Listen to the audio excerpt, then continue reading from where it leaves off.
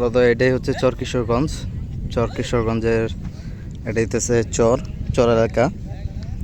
এখানে কি পরিমাণে পর্যটক আসে, কি পরিমাণে মানুষ আসে দেখতে পাচ্ছেন। এই পাশে হইতেছে গজারিয়া ঘাট, ওই পাশে হইতেছে গজারিয়া ঘাট, আর হইতেছে গজারিয়া যে নদীটা চর কিশোরগঞ্জের মাঝ বরাবর, সেটা হচ্ছে এই নদী। আমরা হইতেছে এই নদীটা হইতেছে পার করে আসছি, যেটা হইতেছে ওই পাশ থেকে গজারিয়া ঘাট থেকে হইতেছে পার করে আমরা এই পাশে আসছি। মূলত চর কিশোরগঞ্জেই ঘুরতে আসছিলাম আমরা। অসম্ভব সুন্দর একটা জায়গা।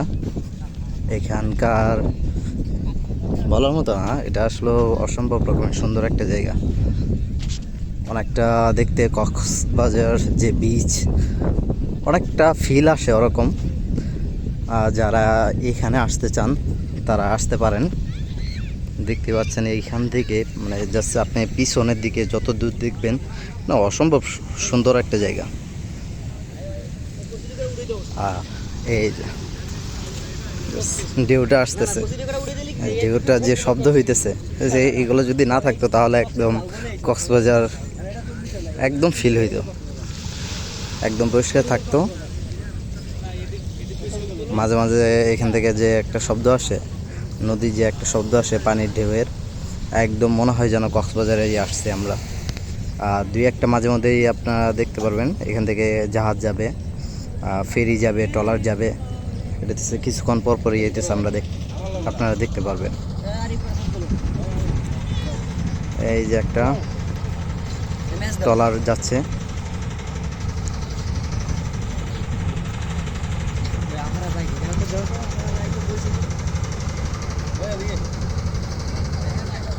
ভালো লাগার মতো একটা জায়গা।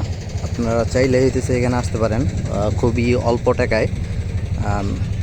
মেবি আমাদের গজারিয়া থেকে আমরা আসছি, গজারিয়াও না, আমরা হইতেছি মূলত গজারিয়া যে থানা লক্ষ্মীপুর ববেচ্ছর বাজার থেকে হইতেছে আমরা আসছি।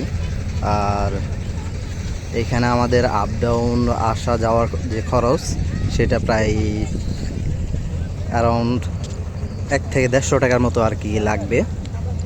আর আপনারা যদি কেউ দূরে থেকে আসতে চান তাহলে আপনার মুন্সিগঞ্জ গজারিয়া থানার আসতে যে খরচটা হবে সেটা শুধু বাদ দিবেন। বাদ দিয়ে হইতেছে আপনার ভবেচ্চর স্থান থেকে ভিতর দিকে গজারিয়া যে ঘাট আছে সেই ঘাট পর্যন্ত আসতে আপনাদের 30-50 টাকার মতো আর কি খরচ হবে। বাকিটা আপনাদের যেখান থেকে আসেন সেটার উপরে হইতেছে খরচের পরিমাণটা হইতেছে নির্ধারিত হবে।